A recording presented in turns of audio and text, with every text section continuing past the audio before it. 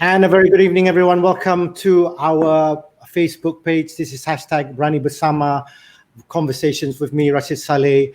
And we, as promised, we've got two lovely guests that we're going to have on to talk about their work as well as what they'll be contributing for the Berani Bersama campaign, which is organized obviously by MERCY Malaysia's and as well as Shang Parlour for the MERCY Malaysia COVID-19 Pandemic Fund.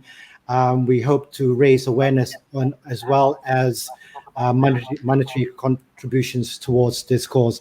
For more information, of course, do donate and log on to www.launchgood.com/BeraniBersama MY. Of course, you can see all the information down here below me on the overlay there.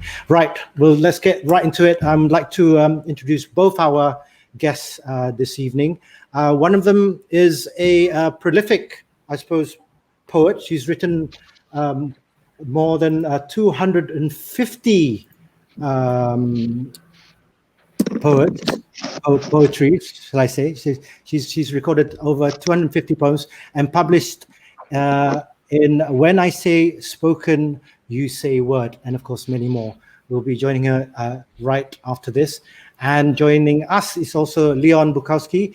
He is a man of many hats and has taught and delivered improv comedy, as well as, I hear, stand-up in the UK and Malaysia, and is a published writer as well. So let's get them both on.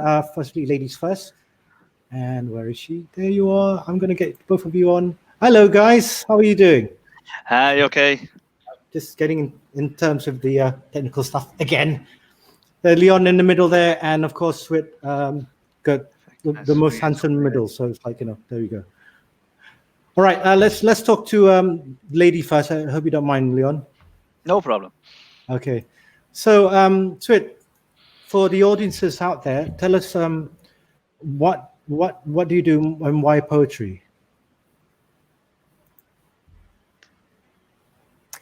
So I started off in spoken word about 4 years ago.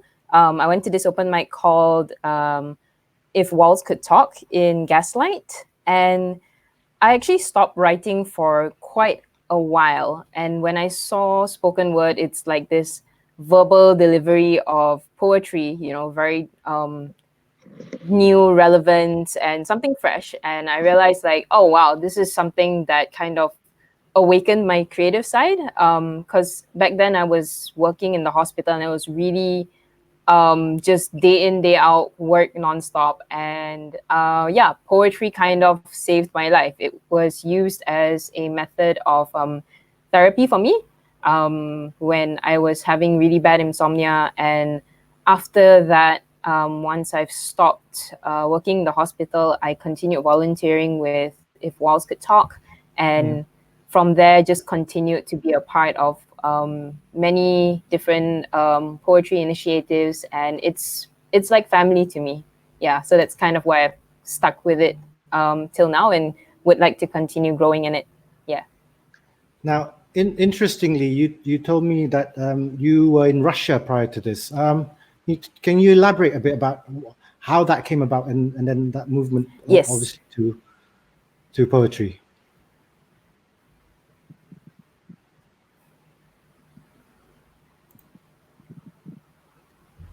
All right, did you get the question? What was the question again? So what can you elaborate a bit about how why you told me prior to this that you were in Russia? Can you tell us a bit about that, please?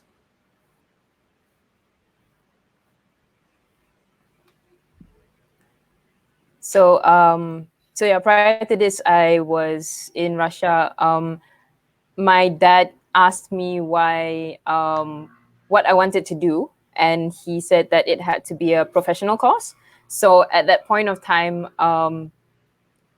before my SPM trials, I was like, okay, I like biology and I want to help people. So the only thing that kind of fit the bill was medicine. And then he started researching and found that Russia was offering courses. And he was like, how do you feel about going to Russia? I was like, okay.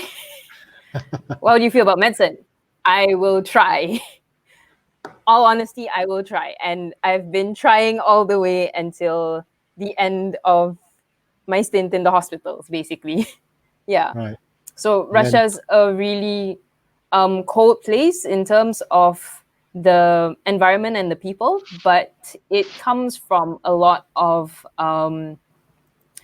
their background in terms of, like, for example, Kursk was where I studied in, and it was a war city. The population was majority involved in the war. So they came, like, generations of their families all had somebody, either a father, a brother, a grandfather, an uncle, a son, who were involved in some way or other. And a lot of them kind of never grew past that until more and more foreigners actually came over to Russia, and then they realized that there was more to the world beyond what they personally experienced themselves or the stories that they heard from their families. And the beautiful thing about being in Russia was that we had people come in from all over the world. We had the Chinese, Indians, Sri Lankans, Nigerians, all the different nations in Africa, Brazilians. Yeah, and it was a nice melting pot where everybody kind of came together. We were all students, but we grew in a very global insight towards what different cultures really are. And it was a really nice experience for me. And at the end of the 7 years that I was there, you learn how to build strong connections with Russians. And once they build that trust can't be broken anymore. It's like something that's really solid. You know, once you've gone past and they open their doors to you. Yeah. Yeah, okay. You know, that you've probably also a lot of the experience you must have used that in some of your poems as well. I mean, we all know Russians are hard people, especially with their drinking, but they're also, you know, and you're right. It takes a lot for them to really trust someone. Let's move on to our fairer gentleman over here, to Leon. Now, Leon, I'm very curious because you've been up in Penang for the last 3 years. Why and how come? Yeah, so I moved here for work. So moved to Penang to do some work, which was fantastic. And then it was just great. I was looking around for some comedy clubs or for some improvisation that was going on, and there wasn't that much going on. So of course, you got things like Penang Park, and there was like Comedy Gold would come every so often here as well.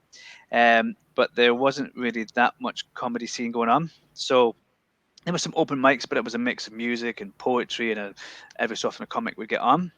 So now we've got more dedicated shows and more comedy open mics, and we do improv clubs where people can come and learn improv, and then we do improv shows. So the scene up in Penang is really sort of blossoming. So it's not just me. There's lots of comedians and improvisers really working hard to make the scene bigger and better, and it's really exciting up here. So even when I came 3 years ago, it was quite minimal, but now there's lots and lots going on, and then more and more shows are coming over, and lots of comedians come up from KL and do shows up in Penang. They always did, but it seems like they're doing more and more now.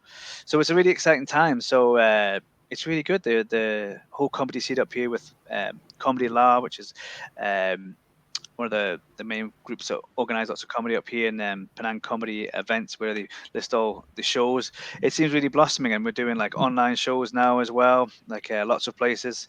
So it's a really interesting time. I think it's really good for Penang obviously, and good for Malaysia as the comedy grows and grows. I think it's an exciting place to be. All right. Okay. The other curious question was why Malaysia? You could have gone anywhere else from the UK and ended up in Malaysia. Who was it? So before that, I mean, well, it's a great place to come, and why not Malaysia? Before this, I had met, so I had worked with some people from Malaysia, and before this, I worked in the Middle East quite a lot. So I worked in Saudi Arabia and Qatar and places like that. I never really thought about coming this far over.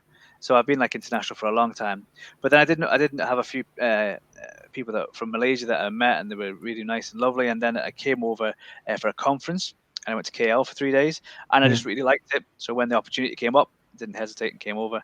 I'd never been to Penang, but it was a nice surprise when I got here. A little bit, Okay. yeah, a little bit different. So that was just like three years ago. Yeah.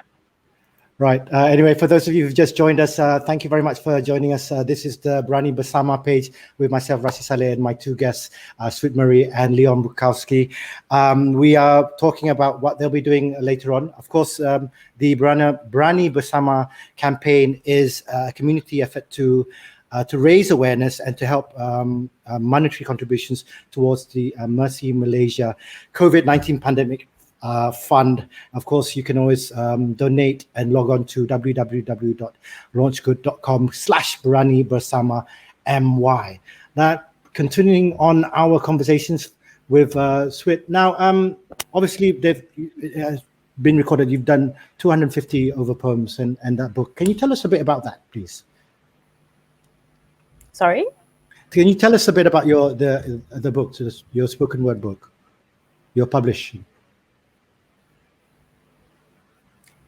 The anthology? Yes. Right. Okay. So the group that started If Walls Could Talk, it's called an enterprise called Speak City Asia. And we published an anthology of all the different people who have passed through, who are based in KL, basically all of the contributors from Klang Valley. So the whole anthology is a collection of 100 over authors and 160 poems from all over the Klang Valley over the past 3 years. So I have 2 of my poems published in there. Yeah. So that's when I say spoken, you say word. Okay. Interesting. Very interesting. I've both been in awe with spoken word because poetry is poetry, but spoken word is another monster altogether. I think it's like a different format, of delivery, I would say. Yes, that's right, and it's something I still can't get my head wrapped around it. But now let's go forward to this MCO. Obviously, with everything being shut down and us being stuck at home, this one's for you, Leon. You do stand up, you do improv to an audience. Now we're stuck at home. We can't do anything. So what's the experience like when you're delivering to an online audience and you're doing stuff now online and you can't read their reactions because you need that interaction with an audience and feed off the energy? Yeah, it's very strange. So I think it's definitely changed. So I've done a few in America and in the UK. I mean, everything is good and bad in life. So it's good in that now I'm pinging all over the world. There's like open mics you can do virtually in Russia and all over the place, America. The only difference is the only difficulty is the time difference. But yeah, not having an audience is very, very strange because then you can't judge it, and then you can't sort of, once you find something that the audience kind of likes, and you can sort of double down on it, but you can't really find that, and you're sort of delivering it kind of to silence, which of course breaks your rhythm and everything as well, and then you don't get that bounce back. But then you also, conversely, sometimes you'll have people on the mic and stuff, and then they'll laugh, and then sometimes there's a slight delay, just a time delay, and then they'll laugh a bit later, and it can throw your rhythm a little bit. So I think more and more for these online stuff, I think it's you basically just deliver it and then imagine people are laughing at the other end, but also try and do a bit more story-based comedy, so it's sort of less like set up and punch line rather than more like storytelling really with comedy in it, because then it sort of flows a bit better. It doesn't sound, because if you do like one-liners, it's like set up and punch, and then you wait for the laugh, set up and punch, Yes. wait for laugh. But obviously, if there is no laugh because you're just doing it to nobody. If it's a story, then you can have a smaller pause, but it feels less strange. But it is a bit strange. I've done quite a few now, so I'm getting a bit more used to it. But the main thing is, the big problem is that you just don't get the feedback. So you need an audience to feedback what's good and not good, what's good and what isn't good, and then you just sort of doing lots of jokes but not really sure how well they're working, how great they are, or how well they're landing. And then you've also got a bit of limitations about your movement and things with microphones and and I like to move around a bit and do a lot of physical stuff to sort of enhance the jokes, and you can't really do it that much. Yeah, Right. so it's a challenge, but yeah, I think it's good. There's good things going on, and it's always good to have a bit of a challenge, a bit of a thing to overcome, because it makes you better. So I think it's really good. Limitations Yeah. often make you better. Yeah, that's something that I think everyone's trying to adapt to because of our environment right now. With yourself, Swit, spoken word. Obviously, you also need an audience. You need reaction. How has it changed the way you look at things and how you would perform nowadays if you do stuff online? In terms of like doing stuff online, I'm not very comfortable in front of the camera, but if you're doing live, it's so I first actually started off with teaching online courses for event management and planning under Makhluk Seni, which is a collective that's having a mentorship program this year under Cendana and also INXO. And that was like my first experience of delivering to an online audience. So the good thing was that we had a chat where people could throw in questions. So in that way, I can still interact with everybody and kind of gauge, like, do I slow it down? Do I keep it up? Where do I continue emphasizing and things like that? But in terms of like this whole spoken word poetry thing, it's because I think similar to any kind of live performance, you do feed off that energy from that audience and you feed off that reaction in as much as you kind of stay in your own character. Yeah. So doing that live stream thing, it's like you focus a lot more towards yourself. And if you are doing something that's very emotionally heavy, you kind of get sucked into this whole rabbit hole of emotions, and you have to do that self check, and kind of come back to like, oh, hey, there is actually an audience there, and you don't get so absorbed into your piece of work. I think that was one thing that I started experiencing when I was doing this whole online thing. Whereas, like, if you are teaching a workshop, you're just delivering material, you're just delivering the points, and then you're answering questions in a Q&A. But when it's your own body of work, especially when it's inspired by a lot of life stories and experiences, you kind of get trapped into like this memory. It kind of feels like lucid dreaming, and then you realize like, oh, right, I'm performing in front of the audience. Once you forget that the camera is there in front of you, and it's like this whole this whole like push and pull back and forth of trying to balance all these different things while you're delivering your set. Basically, like, that's how it's like for me. Yeah, it's a whole new sensory experience because you're so used to having like real bodies and physical voices, reacting to you. It does become slightly alien in the first time. But saying that, Leon, saying that, Leon, for example, we've got different softwares like Zoom, for example. So you do get to see the audiences there, whether they mute or not. That's a technical thing. But is there a difference when you're just doing a YouTube, for example, to the camera and doing it with a Zoom audience, although it is online?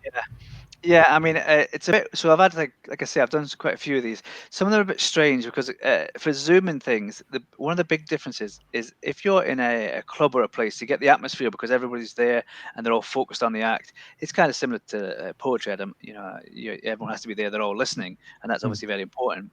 But with things like Zoom and these online, you can't see, people are doing other things. They might be on their phone or they get up and they go off and things. And I had a show the other day where somebody was doing cooking in the middle of the show, so I'm not sure how much they were listening.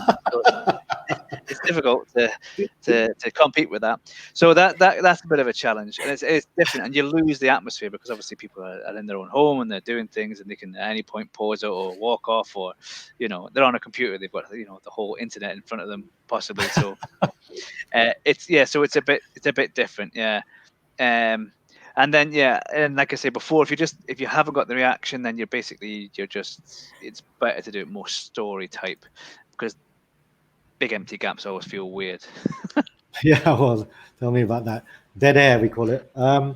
But Swit, yourself, let quickly move forward. What are your plans when this MCO is finally lifted? What's the first thing you'd like to do? What are my plans for? Once the MCO is lifted. Once the MCO is lifted, because I've been working as a freelancer, so picking up more jobs again and continuing my part-time jobs. Aside from that, basically just getting through some of the pending things that got held off because of the MCO, things like paperwork, documents, and sort of finding a new footing, I guess, because there are a lot of things that won't be going back into full swing. So it's a new phase of adapting, and hopefully, if everything goes well, I'll be preparing to do my master's. So going into more like courses, preparations, paperwork for that, and trying to, get more creative things done in case I leave the country soon. Yeah. Oh, okay. That's a big hint there. All right, thank you. Of course, for those of you who just joined us, welcome to our it all depends. Like if I get accepted, then I have to make the whole transition of Okay, we've got slight lag problem, but don't worry, I'm listening. I'm Sorry. listening. Yeah, no worries. People will understand. We're like, I think it's like 90% of people are online at any time nowadays. Okay, anyway, for those of you who've just joined us, thank you very much for coming to the Berani Bersama page. Don't forget to log on and donate to our cause, the MERCY Malaysia COVID-19 Pandemic Fund. You can log on and donate to www.launchgood.com/BeraniBersama. Okay, let's move on to what's going to be happening later this evening or tomorrow night, Leon? 10 o'clock. 10 o'clock, yeah, this evening, I think. Yeah. Okay. Yeah. Can you, so, yeah.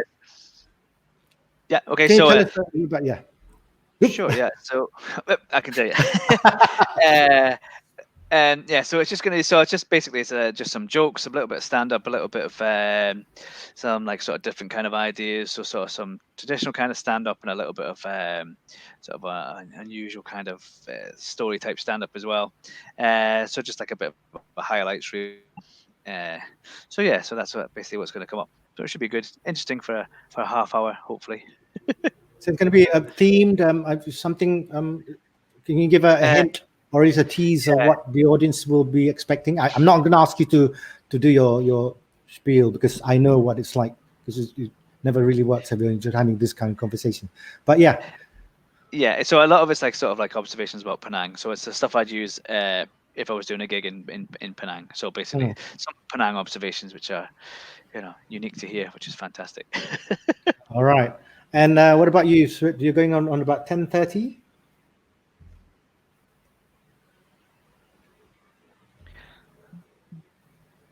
You're going on at about 10:30, yeah? So yeah, 10:30 tell us a bit about that. Yeah, 10:30. Yeah. So I'll be doing about a 40-minute set, and the poetry that I will be sharing is all from my blog, the Muruku Memorations. It's where I post all my stuff online, and it works from 3 years ago up until now, covering things like family, a bit about mental health, a bit of love poetry, a bit of like encouragement and motivation. Some of the pieces are themed around nature and space, because we've all been indoors. So I kind of want to bring that engagement towards nature and the whole parallel between, like, even though we are in isolation or we feel that we are in a very dark time, there's always light, and there's always ways to be grounded in things that are natural and what we have around us, basically. It could be in terms of family, it could be in terms of relationships, or our love for nature, our love for craft and arts, or even in our work, like there's always ways for us to engage, even though we are all kind of by ourselves right now. Yeah. All right, thank you. And Leon, obviously, I should have asked this. Where will be the audience be able to watch this as well, please? So which you mean where it's getting broadcast on as well? Yes, yes. So I think it's on the page, but yeah. So I think it's going to be linked through Facebook as well. So I think it's through my Facebook page. I'm not exactly sure. So we'll get to watch it on our page as well as yours. Yeah, Okay, that's right. brilliant. And Swit, what about yourself? For your page? That's just like, hi, can you hear me? Where can we expect to see your performance? Swit? 1, 2. We're getting there. Where can we expect to see your performance? So mine will be going up. Yes. So mine will be going up live on the Berani Bersama page, and I'll be sharing it to my blog page as well on Facebook, the Maruku Memorations. Yes. Okay, all right, okay. Yeah. So looking forward to seeing both of yours. So I didn't ask you, Leon. I mean, apart from trying to get back to on stage and doing your stuff, what's the first thing that you're going to do when all of this is over on the personal level? Yeah. So I'm really keen to get out. I mean, I love doing all the runs and going up the Penang Hill and all these kind of fantastic jungle walks and stuff we've got here. And as soon as I get a chance, that's where I'm going, back into the jungle, have a look at some of the wonderful hill walks we've got here. It's just, it's one of the things I love doing, and then it's all been shut down. So yeah, as soon as I get a chance, that's what I'll be doing, apart from performing. So whenever we get to perform, yes, but hopefully before that, maybe a little bit of a run somewhere would be good. Yeah. Nice. And yourself, Swit, what are you going to do apart from work and all that? What's the first thing you'd like to do when the MCO is lifted, if she's still there?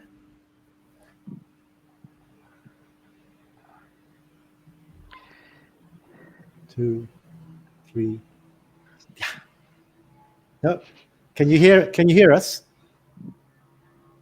Yeah, we've got a bit of a lag, but it's all right.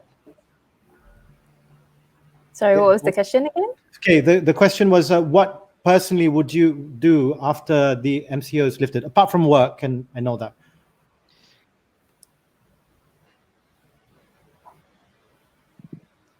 Two, three. No, we're not gonna get an answer out of her.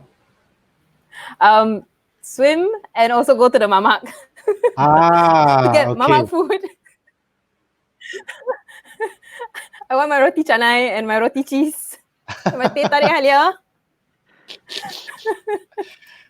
That's a typical Malaysian answer. The first thing is, I want to go to the mama. Well, hopefully, do you know you've got a favorite mama to go to?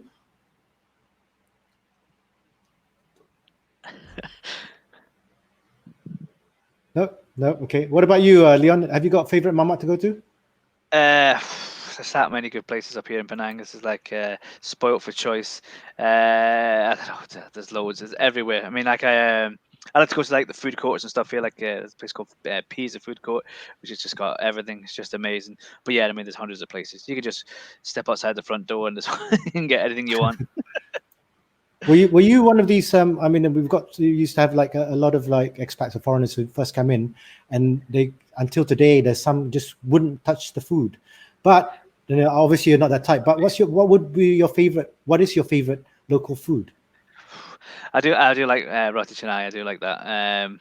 But well, there's just so much. I mean, obviously there's all the. I don't know. There's too much. There's too much choice. My brain's overloaded. Yeah, no, but I like a lot of the stuff. Yeah, yeah, I like the all the kind of noodle stalls and all, just everything. Yeah, I know there's too much. Char kway teow, Penang char kway teow. Oh yeah, that's it. Yeah, and then it's all the food. I mean, the food stores is fantastic. It's like just being able to go on the street. All the street food is just absolutely amazing. So yeah, and then you find new places all the time. That's fantastic. It's so funny because when we talk about food and Swit's face lights up, that she can hear us when we talk about food. Everything else, what? Sorry? Yeah. Food transfers across the way is better. Yeah, I know. Anyway, guys, thank you. Don't forget to catch their performances. Of course, Leon's performance at 10 p.m. tonight on our page and also on his page, as well as Swit at 10:30 on our page, as well as 10:30. Don't forget also to donate to our cause, the MERCY Malaysia COVID-19 Pandemic Fund. The link is there. Donate, log on to www.launchgood.com/BeraniBersama MY. I know I'm probably going to be saying that for 1,000 times, but I'll probably make a mistake now and again. But yes, do donate your money, even if I make mistakes. It's a really good cause. It's for our frontliners. And please, please, please come and watch the performances tonight at 10 and 10:30. And who knows, they might even come and perform to you in front of you and you'll say, I've met her online or met him online prior to this. Guys, once again, thank you ever so much for coming on our show, Berani Bersama Conversations, and wishing you a good show for 10 p.m. and 10:30, guys. Perfect. Thank you. Thank you. And from all of us, thank you very much. And a very good night from here on our page. Take care. Good night. Thanks. Thank Bye. you. Thanks. Bye. Yeah.